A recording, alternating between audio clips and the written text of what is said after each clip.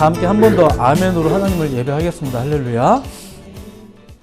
자, 오늘도 예배의 현장에서 혹은 또 영상으로 또 데일리 처치의 말씀을 함께 나누는 모든 예배자분들을 예수님의 이름으로 환영하고 축복해 드립니다. 자, 오늘은 이제 구정 당일입니다.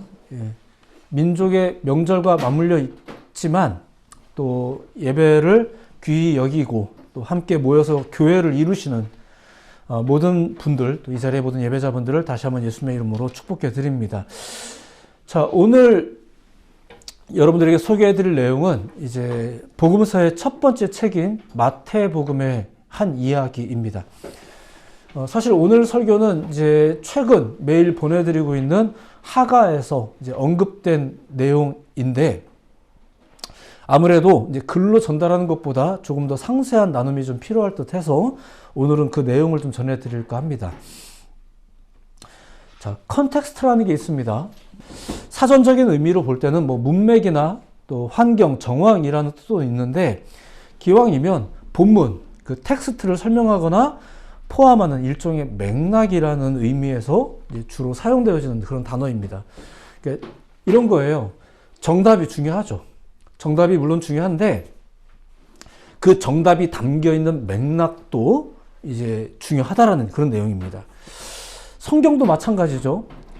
복음에는 당연히 메인이 되는 내용이 있습니다. 첫 번째는 하나님이라는 존재 믿으시기 바랍니다. 그 하나님이라는 존재, 그리고 그분의 사랑, 그리고 그분의 역사하심에 대해서 이제 이게 첫 번째 메인이겠죠. 그리고 두 번째는 예수님이라는 존재를 통한 구원의 이야기, 그리고 세 번째는 복음의 활력이 되며 교회를 교회되게 하는 성령의 존재, 뭐 이런 것들, 이것이 이제 성경의 메인 테마입니다. 하지만 당연하게도 성경은 인물 소개하듯이 뭐 하나님, 예수님, 성령님 이렇게 소개하고 끝나는 책이 아니죠. 다양하고 풍성한 이야기가 또 그 안에 존재합니다. 우리의 성경이 이렇게 두꺼운 이유가 대부분 그것 때문이에요. 컨텍스트가 존재한다는 얘기죠. 컨텍스트는 그 자체가 핵심은 아니에요. 하지만 그것이 메인 이야기를 위해서 필요하다는 것, 그리고 그것 때문에 오히려 메인이 더욱 뚜렷하게 드러난다는 것은 뭐 너무 확실한 내용입니다. 그래서 복음의 핵심을 알기 위해서라도 그런 배경 이야기를 살피는 일이 꽤 중요하죠. 그렇게 저는 오늘 몇 가지 컨텍스트가 되는 이야기를 이제 전해드릴 건데, 오늘 우리가 본문으로 삼은 이 마태복음서라는 책이 있잖아요. 이 책은 아예 그런 의도로 저술이 된 그런 책입니다. 아예 그런 의도를 저술 방식으로 삼아버린 거예요. 분명히 이거는 복음서예요. 그렇기 때문에 이 복음서의 내용, 메인 내용이 등장하죠. 근데 이 저술 방식은 아예 컨텍스트를 소개하는 방식으로 쓰여져 있어요. 이게 뭘까? 자, 이제 한번 보겠습니다. 뭐 이미 아시는 분도 많겠지만 이 마태복음서라는 책의 주 독자층이 누군가요? 유대인들. 쉽게 말해서 당대에 나름대로 이미 신앙을 가진 사람들이 주 독자층입니다. 이미 신앙을 가진 사람들에게 예수님 이야기를 꺼내는 거죠. 하나님 이야기를 꺼내는 거예요. 성령 이야기를 꺼내죠. 예수님은 그렇다 치고 하나님, 성령님 이런 존재들은, 이런 개념들은 이미 그들이 다 가지고 있는 것들이죠. 저자는 지금 이 유대인들을 의식하고 있는 겁니다. 자, 이 이야기는 메시아가 오셨다라는 이야기로 시작이 되죠. 여러분들이 알고 있는 마태복음의 내용이에요. 예수님이 그 오시는 메시아라는 것, 그 오셔서 구원을 성취하셨다는 것, 그 배후에는 하나님이 있다는 것, 이 일이 가능하도록 활력이 되었던 것은 성령님이라는 것, 뭐 이런 내용들이죠. 이게 복음의 메인 테마니까. 그리고 그 주 독자층인 유대인들은 메시아에 대한 기본 개념도 지금 다 가지고 있는 겁니다. 자, 그래서 저자는 유대인의 계보를 언급하면서 시작을 하죠. 니네도 이 계보가 가진 의미가 뭔지 알지? 뭐 이러면서 시작을 한 거예요. 자, 그런데 자, 이제부터 볼 내용이 이겁니다. 그 내용 전개를 잘 보시면 이 이야기가 소위 안에서부터 시작하지 않습니다. 밖에서 시작이 됩니다. 이게 뭘까? 자, 예수님의 출생 이야기를 봅시다. 거기에 보면 몇몇 인물들이 지금 소개가 되는데, 먼저는 마리아와 요셉이라는 사람이 등장합니다. 잘 아시죠? 신혼부부입니다. 아직 정식 결혼을 하지는 않았지만 당시에 정혼을 했다는 것은 사실상 기혼 상태를 말합니다. 다만 아직 잠자리를 하지는 않았죠. 동침을 하진 않은 거죠. 그렇게 새 출발을 하는 젊은 부부인데, 자, 그들의 출발부터 꼬입니다. 마리아가 성령에 의해서 잉태되었다는 이제 황당한 일이 벌어진 거죠. 자, 이게 유대인 독자들이 볼 때는 어떻게 받아들여졌을까? 계속 봅시다. 아직 결혼식도 올리지 않았는데, 더군다나 잠자리를 같이 하지도 않았는데 아기가 생겼다.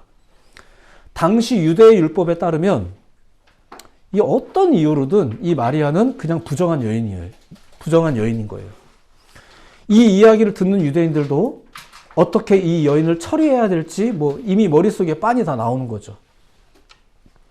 오늘날 뭐 성령으로 잉태되었다 뭐 이렇게 말하면서 우리가 뭐 아멘 하기는 하지만, 자, 이 일을 직접 겪는 이 젊은 부부는 어땠을까요? 이 일을 직접 겪는 사람들.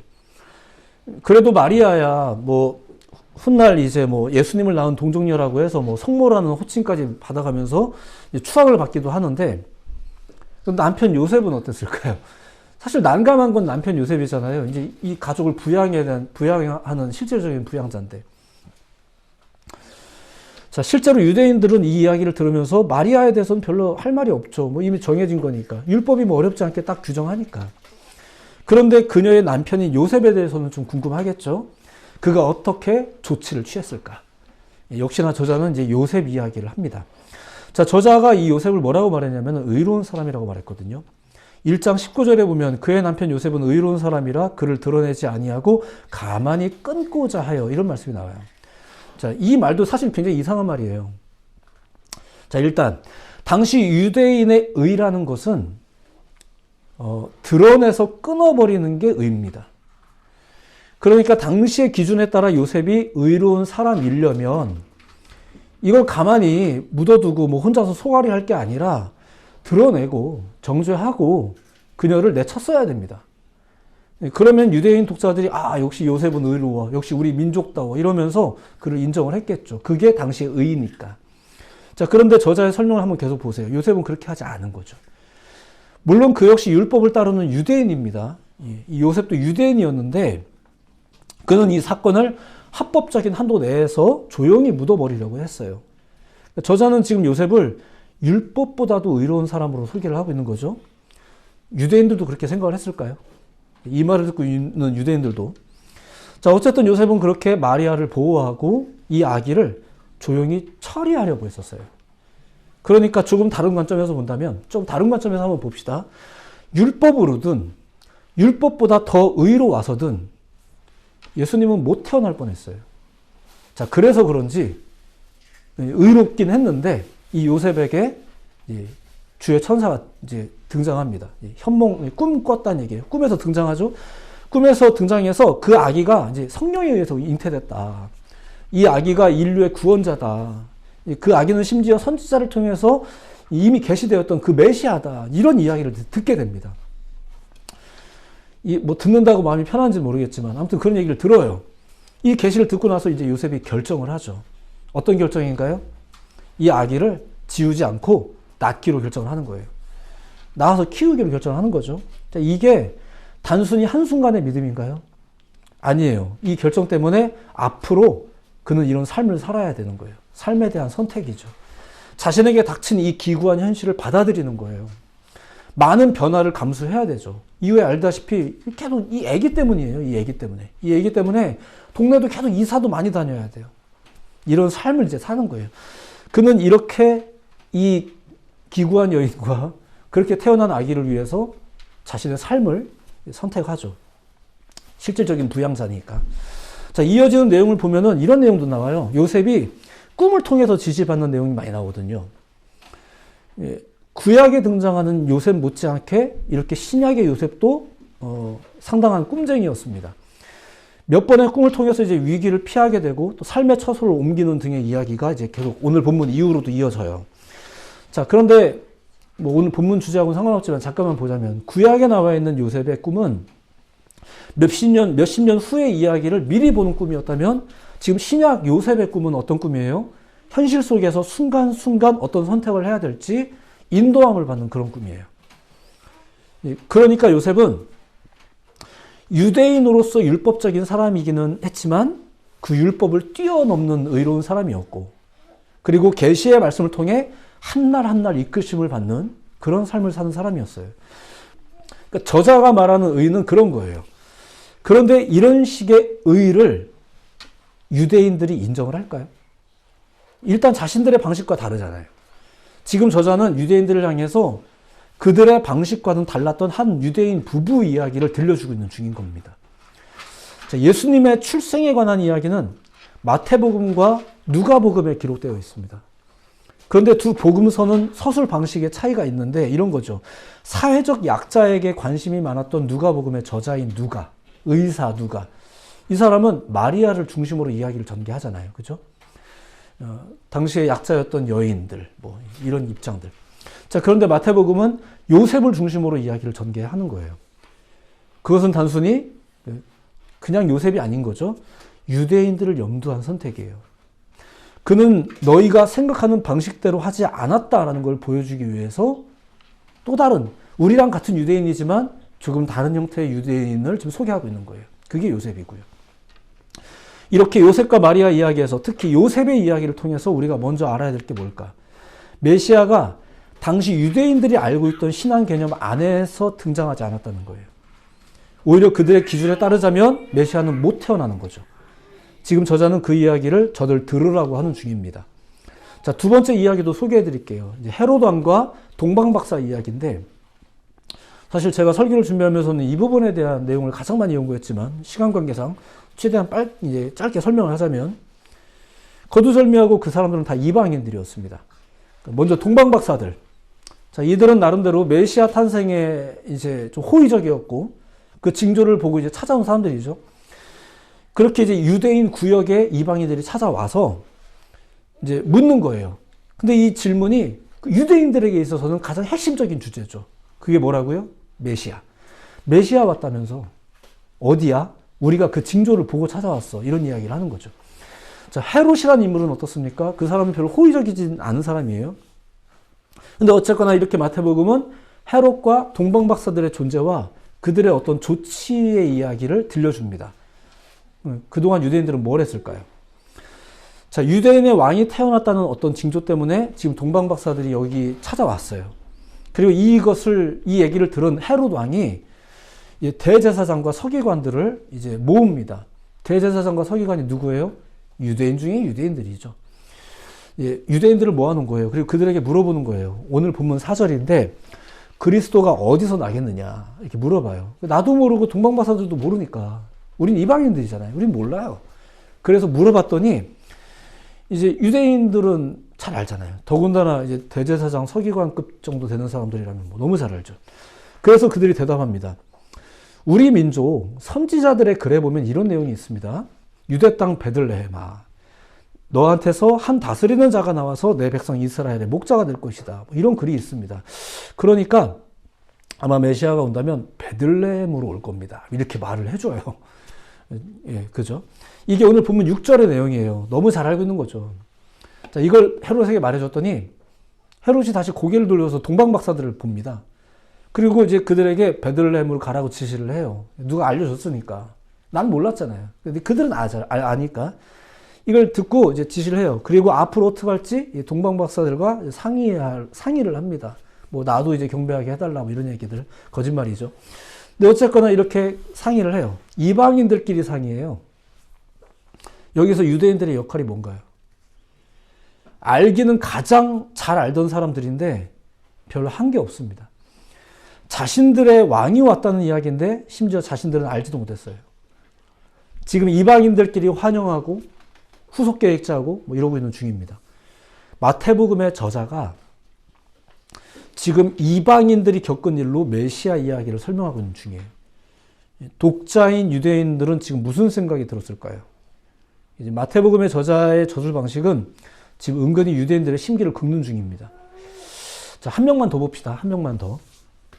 유명한 인물이니까. 이제 그렇게 해서 아기가 태어났고요.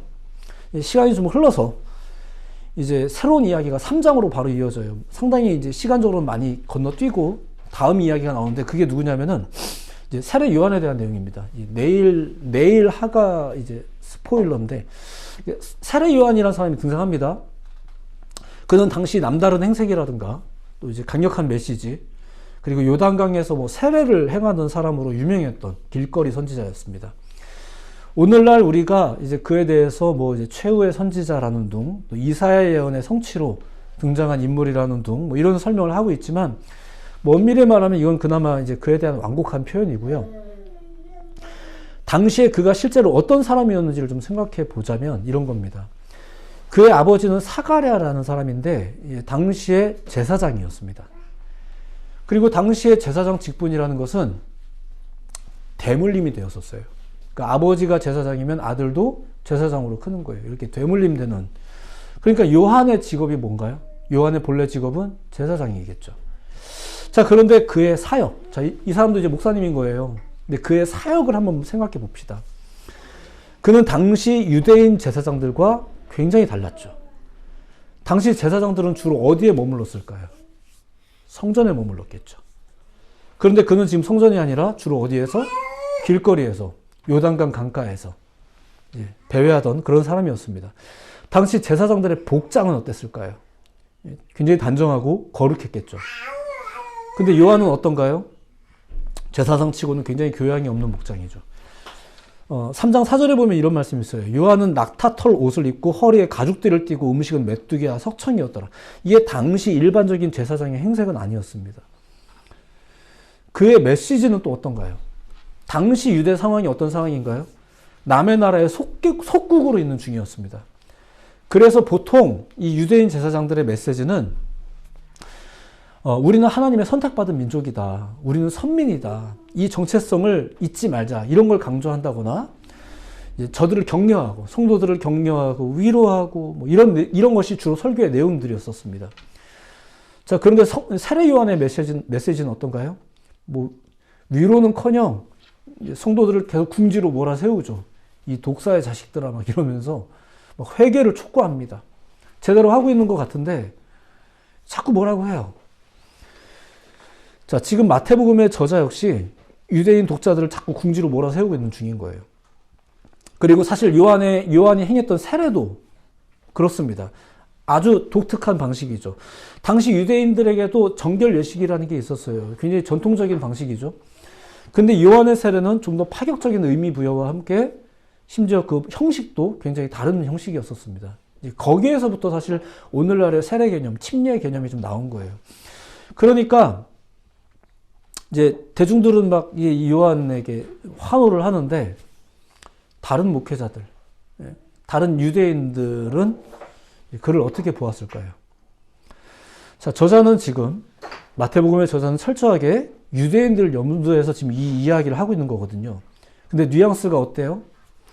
특별히 유대인분들 잘 들어주세요 이런 느낌은 아니에요. 유대인들 똑바로 들어 이런 느낌이죠. 그러면서 시작된 이야기가 뭐라고요? 예수님은 우리의 계보 속에서 오신 분인데 무시받았다는 거예요. 그 메시아를 환영한 것은 이방인이고 우리가 비정상으로 보는 의를 행한 요셉이 이 아기를 보호했고 조금은 이상한 목회자가 예수님을 증거했다고 지금 설명하고 있는 거예요. 자, 내일의 하가에서 언급할 내용을 이제 포함하고 있지만 오늘의 말씀은 그냥 이런 식으로 좀 마무리할까 해요. 유대인들, 당시의 신앙인들을 향한 마태복음의 시작이 이랬다는 거죠. 평범한 사람들의 좀 이상한 이야기, 이상한 경험들. 그것이 마냥 웃을 수만은 없는 그런 삶이겠죠. 처녀가 애를 낳았는데 또 그들에게서 볼 수 있는 새로운 의로움. 이제 우리가 알고 있었던 기존의 의가 아닌 좀 새로운 의로움인 거죠. 또 이방인들이 전한 메시지와 그들의 환영 행사. 이 메시아를 향한 환영 행사죠. 물론 뭐 헤롯 같은 사람들도 있었고 그리고 당대의 목회자들과는 조금 다른 삶을 살았던 어떤 목회자의 메시지 뭐 이런 것들이 이 마태복음 서문을 차지하고 있는 거예요. 독자가 다 믿는 사람들인데 오늘날 우리는 이 이야기가 그냥 익숙해서 별 감흥 없는 뭐 성경 이야기로 여기지만 마태복음의 저술 의도를 보자면 유대인들에게는 이거 나 들으라고 하는 말인가 뭐 하는 이런 좀 거슬리는 내용들로 가득한 거예요. 전체가 그래요. 전체가. 이 글을 읽으면서 이 설교 들으면서 기분이 안 좋았겠죠. 물론 저자는 앞으로도 메시아에 관한 이야기를 전할 겁니다. 그러니까 복음서죠. 그러니까 복음서인 거예요. 하지만 저자는 그 내용을 저술하는 동안 계속해서 유대인을 의식해서 글을 쓸 거예요. 마태복음의 출발이 그랬다는 것을 지금 여러분들에게 오늘 소개해 드린 겁니다. 요셉이나 마리아, 또 헤롯이나 동방박사들, 심지어 당대의 독특한 사역을 감당했던 세례 요한, 이들의 이야기는 결코 복음의 메인 테마가 아니에요. 하지만 그들의 이야기로 저자는 예수 그리스도가 메시아라는 사실을 지금 전하고 있는 거죠. 누구에게? 스스로 선택받은 메인 민족이라고, 우리가 메인이야 라고 말했던, 자청하던 그런 민족들에게. 그래서 다른 민족은 이방인이라고 치부하면서, 두리뭉실하게 치부하면서, 사실 은근히 무시하면서 이제 지내던 그런 스스로 선민이라고 칭했던 사람들에게 지금 전하고 있는 겁니다. 이게 복음이 된 컨텍스트예요.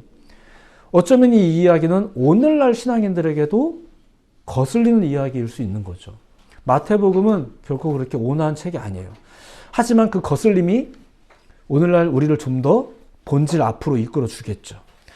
무엇보다 이 말씀이 지금 이제 유대인들을 이제 독자로 의식해서 쓰여졌다고 말하고 있지만 이게 유대인들만의 밀서는 아니에요. 그래서 성경인 거죠. 그래서 명세계 신약 성경의 첫 번째 책인 거예요. 분명히 시간적으로는 마가복음이 더 먼저 쓰여졌는데 마태복음이 첫 번째인 데는 이유가 있겠죠. 당시 믿는 이들, 유대인들을 대상으로 하는 의도가 가득한 책이지만 이것은 결국 모두를 위해서, 그리고 사실 오늘날의 우리들을 향해서도 첫 번째 책인 거예요. 그래서 우리는 이 책을 먼저 읽으면서 신약을 시작하죠. 자, 오늘의 이야기를 통해서 이제 의에 대해서는 좀 더 강경한 자세가, 그리고 죄에 대해서는 좀 더 거슬려 할 줄 아는 마음이 누구에게? 특별히 먼저 믿는 자들에게 필요하지 않겠나라는 것을 소개해 드리는 것입니다. 자꾸 상처받았다는 말들을 교회에서 하는데 그런 말 자꾸 하는 건 오히려 이렇게 떳떳한 이야기도 아니고 당연한 이야기도 사실 아닙니다. 미안하지만 마태복음은 아주 작정하고 쓰여진 책이에요. 그러면 상처를 받다 아예 무너져라라고 막 쓴 책이 이 마태복음인가요? 그렇지 않죠.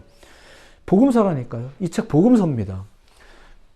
오히려 우리가 이 책의 내용을 읽으면서 우리 자신은 죽이고 참으로 의롭게 사는 법을 지금 알으라고. 누구에게?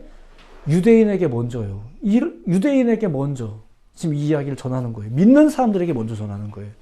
그러라고 기록된 복음서인 거죠. 우리가 그래서 이 말씀 앞에서 불편할 수는 있겠지만 우리니까 불편한 거예요. 그리고 이런 우리들에게 첫 번째 주신 말씀이 바로 이런 내용들이에요. 우리는 이런 말들 들으면서 거슬려 할 것이 아니라 그냥 교훈 삼을 것이 아니라 이게 우리를 향해서 주신 말씀이구나. 들으라고 한 얘기구나. 우리가 모르는 얘기는 아닌데 이 이야기를 이런 식으로 빙빙 돌려서 얘기하고 있는 거구나. 내가 왜 갑자기 요셉이라는 사람 이야기를 왜 꺼낸 걸까? 왜 괜히 메시아의 왜 우리들의 이야기인데 그 이방인들 이야기를 갑자기 꺼내서 이렇게 설명하는 걸까? 듣다 보면 그냥 그렇구나 이게 아니라 기분이 막 나쁜 이런 내용들이죠. 이런 이야기가 마태복음의 시작이에요. 신약 성경의 시작이에요. 그리고 오늘날에도 우리들에게 이런 권면들이 계속 이어지죠. 그냥 얼르고 달르고 잘 될 거야. 다 복받아. 저들보다 더 많이 복받을 거야. 이런 이야기가 넘쳐나는 것이 아니라 첫 번째 이야기는 그것이 아니었다는 얘기예요. 오히려 잘 들어. 여러분들에게만 특별한 거 알려드릴게요. 이게 아니라 여러분들 잘 들어요. 정신 차리고. 지금 이 이야기가 시작인 거예요. 우리의 한 해가 시작이 되면서도 우리 많은 격려와 응원이 필요한 사람들이에요. 그렇게 어려운 세상이니까. 하지만 우리 믿는 자들은 어떨까요? 이미 믿은 사람들은 어떨까요? 오늘날 많은 교인들, 많은 크리스찬들은 어떨까요? 그들을 향해서 성경의 첫 마디가 그랬던 것처럼 감히 그 첫 마디를 빌어서 이야기를 하자면 어쩌면 우리는 좀 더 경계함이 더 필요한 게 아니겠는가. 오늘 그런 이야기를 소개해 드린 것입니다. 이런 얘기 들으면서 자꾸 가뜩이나 힘든데 자꾸 상처 주는 말씀을 한다고 이게 아니고요. 오히려 이게 더 사는 길인 거예요. 더 정신을 바짝 차릴 필요가 있는 거죠. 여러분들의 새로운 한 주의 삶에 그렇게 복음이 되는 이야기가 가득해지기를 이제 저는 기도할 겁니다. 여러분도 더욱 삶에 충성하실 필요가 있어요. 더욱 신앙에 충성하실 필요가 있죠. 이 복음을 잊지 말고 이 복음을 날마다 가까이 하면서 컨텍스트들을 가까이 하시면서 그냥 핵심만 얘기해 주세요. 핵심만으로 안 사라져요. 그래서 우리가 이런 컨텍스트들이 필요한 거죠. 이런 것들로 여러분들의 삶을 채워가면서 사는 게 복음으로 사는 거예요. 자만하기보다 겸손하실 필요가 있어요. 저도 아는 내용이에요. 그죠? 알겠죠? 이 아는 성도들을 향해서 목사가 설교할 때는 아는데 왜 그러냐라고 지금 설교하는 거거든요. 그러니까 알겠죠? 알겠지만 우리가 이 말씀을 들으면 다시 한번 들으면서 계속 되새기면서 다시 한번 나는 과연 제대로 알고 있는 게 맞는가? 내가 안다면서 이렇게 사는 게 맞는가? 이런 것들을 점검하면서 사는 게 신앙생활이겠죠. 겸손하십시오. 초연하고 묵묵하게 주님의 뒤를 따르는 삶을 사십시오. 이런 삶을 결정을 했던 요셉이라는 인물이 있어요. 별로 등장도 안 해요. 사람들이 추앙해 주지 않아요. 오히려 내 아내는 훗날 되게 추앙을 받습니다. 그런데 요셉은 정작 고생은 내가 다 했는데 별로 이렇게 추앙도 못 받아요. 내 아들을 열심히 그냥 몫으로 잘 키웠어요. 근데 이 아이는 또 갑자기 가문의 계보를 던져버리고 또 뛰쳐나가요. 훗날 나이 30 되더니 또 나가버려요. 이 불쌍한 아빠 요셉. 이제 그쵸? 제가 이상하게 표현하는 게 아니라 얼마든지 생각 가능한 그냥 우리들의 삶의 이야기예요. 그런 요셉이죠. 근데 지금 마태는 바로 그 요셉의 이야기로 메시아 이야기를 시작했어요. 오늘날에 여러분들이 대단한 삶을 사는 건 아니지만, 우리가 대단한 삶을 사는 건 아니지만 주님께서 누군가에게 복음을 증거할 때 여러분들의 이야기를 꺼내기도 하는 거예요. 저도 여러분들에게 말씀을 전하면서 가끔 제가 예전에 사역할 때 이런 분이 계셨어요 라고 이야기할 때가 있잖아요. 그런 거랑 비슷해요. 여러분들의 삶이 복음이 되기를 예수님의 이름으로 축복해 드립니다. 다시 말씀드리지만 자만하기보다 겸손하시면서 초연하고 묵묵하게 자기에게 주어진 삶을 충성되게 의롭게 악을 멀리 하시고요. 의를 가까이 하시고요. 계속 질문을 던지시면서 이걸로 충분하다 이렇게 말하지 말고 계속해서 질문하시면서 주의 말씀으로 공급받아가면서 옛날에 받은 걸로 수십 년 후까지 버텨가면서 하는 게 아니라 날마다 이끌심을 다 받으면서 그렇게 살아가는 여러분들의 삶이 되시기를 응원하고 축복해 드립니다. 기도하겠습니다.